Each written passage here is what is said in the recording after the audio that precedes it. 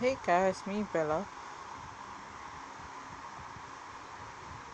Sorry it takes so long because I was busy a lot with my mom and my dog. My mom and my dog. Because I was tired yesterday and everything. So, we continue of Dogs of the Future Past, part 7. Well, part 6 took forever. Undertale Comic Dub. And shout out to Sans Comic TV. This is part 7. Alright, let's go! Oh my god. Losing my voice there.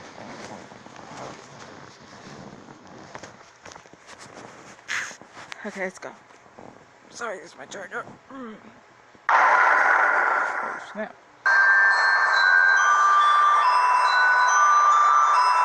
Can we get back to Hotland? I don't think Dr. Gaster's anywhere around this place. There's still at least one more room in Waterfall I want to check. I think we're close to it. Come on, I gotta get some training in if I'm gonna be in the Royal Guard. So you gotta be my sparring partner. Filthy fighting! Nope, no wash you spear! Oh, she is really cute. Oh? Hey, dogs are easy sparring partners, right? Yeah, awesome training. Hey dog, let's spar, you and me, right now.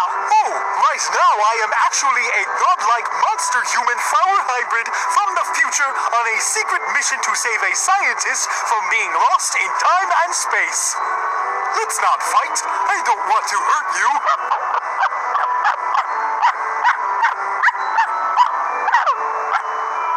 I'm gonna take that as a yes! Everyone knows that any fight with a dog can be won with a stick. What should we do? I have an idea. Flirt. Oh my god, Frisk! Did you just forget that we're a dog? That might still be effective. Stop messing around! You don't have to hold back against me!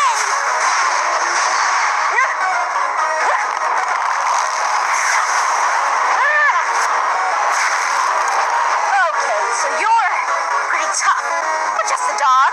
But I'm still going to win. You wanna fight? Fine then. Let's fight! How's this for practice? Golly, been forever since I've gotten to have this kind of fun. Wait, need my turn. Chloe, stop! We can't reset. Sorry, I got carried away. I wasn't thinking. I lost to a little dog?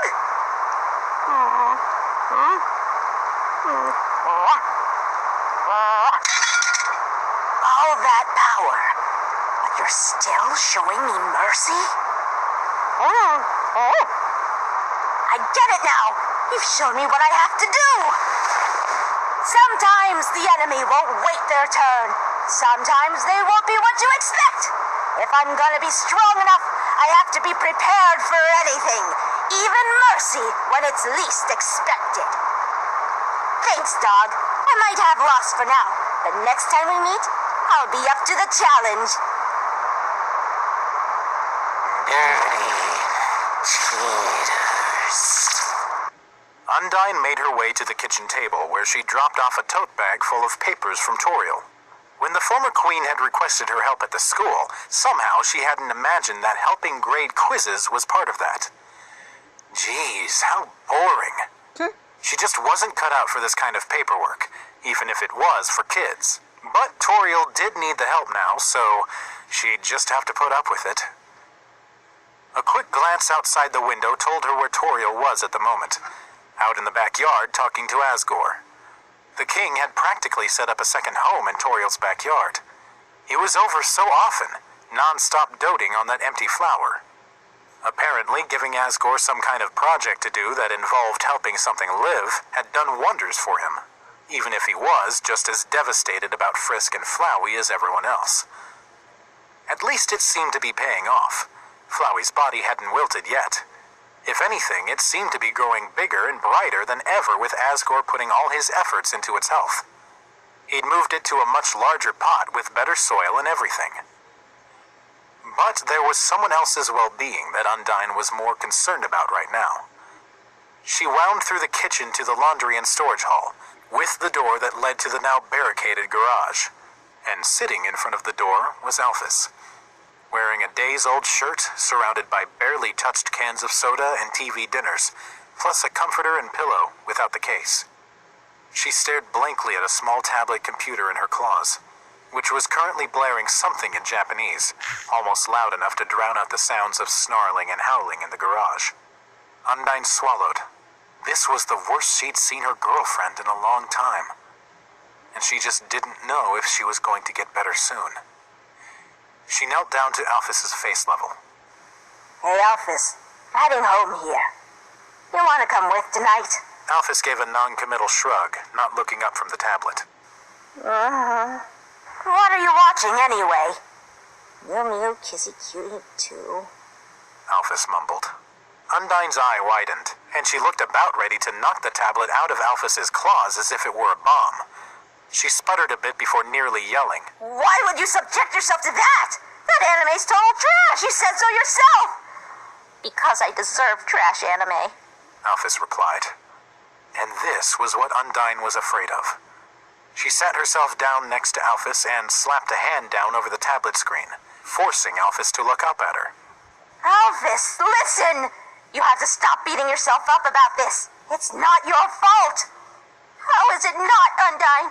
I was there, and I didn't stop it. Undyne knew this conversation was going to be painful, but they'd been putting it off for too long already.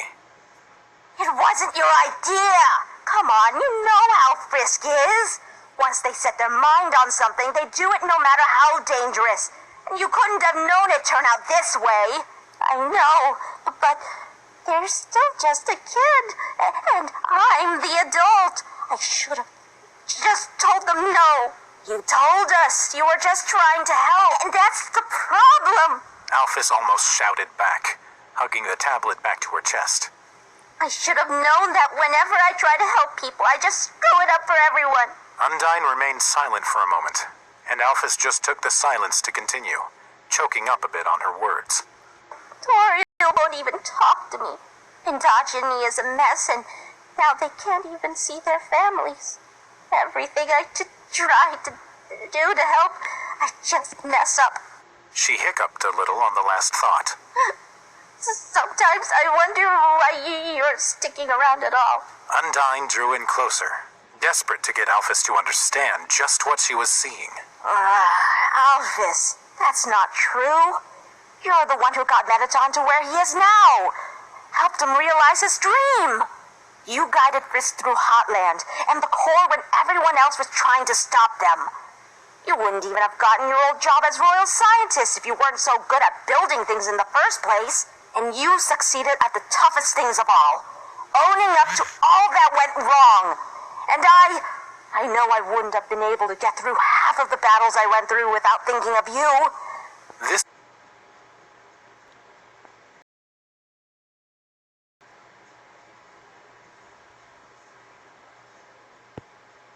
This was enough to get Alphys to look up and face Undyne, although her eyes still remained a bit teary. Undyne continued, getting more fired up now. You're not the only one who's made some big mistakes. Your problem is that you see the good in everyone else, but you won't see it in yourself. And well, if you find that too hard, then I'm gonna have to see that good in you for you. Alphys snuffled and wiped at her eyes, looking a little bit embarrassed. Undyne. I know things don't look good now, but I also know they're gonna get better, and you're gonna help with that, just like you did before. While Undyne tried to stay enthused, a bit of a worried crack seeped into her voice. So, you gotta stay tough for me.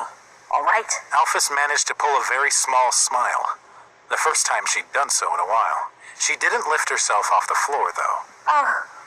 I'll just try my best, Undyne. Her smile dropped back down again as another particularly long and loud howl came from the garage behind her. But I don't think I'm ready to come home tonight. Undyne didn't respond, but just seemed to think to herself, and then marched back out of the room. Alphys sighed and curled up tighter in on herself. She sat in silence for a minute, staring blankly at the now paused anime.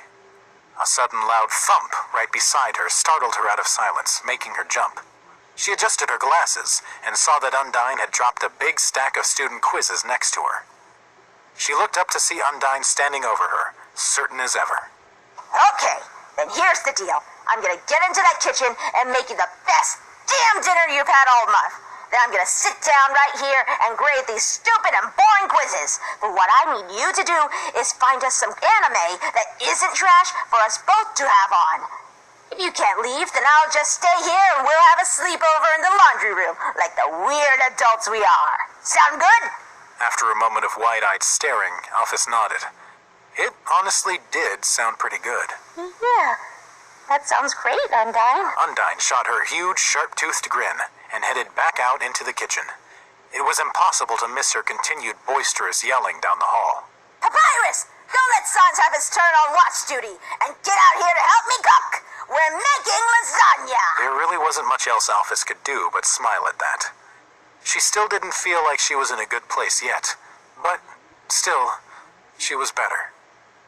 She looked back down at the tablet, closed Mew Mew Kissy Cutie 2, and began to scroll through her folder of favorite series. He's not in here either. Finally, I can get that artifact. Seriously? You want that dumb thing? Never got this artifact in all your resets, Flowey? No, it took me so many tries just to play that stupid piano. And then every time I managed to get in, so screw it. It's not worth it. No! This is the legendary fetch ball of fetching, the most powerful, most mysterious, most awesome artifact in all the underground. Only the greatest and purest of dogs can possess its untold magic. Legend says that during the war it was used for... Yeah, okay, whatever. So what does it actually do? Yes, how does it work? Okay, well, first you throw it, Yeah? and then you catch it, Okay. and then you bring it back with you.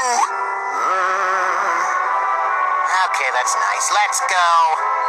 No, still want it. Oh my god, you guys are not absorbing the artifact!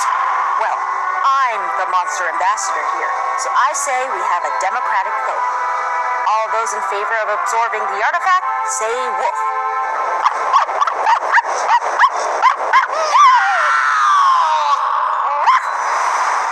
You both are awful. Cute. Next song.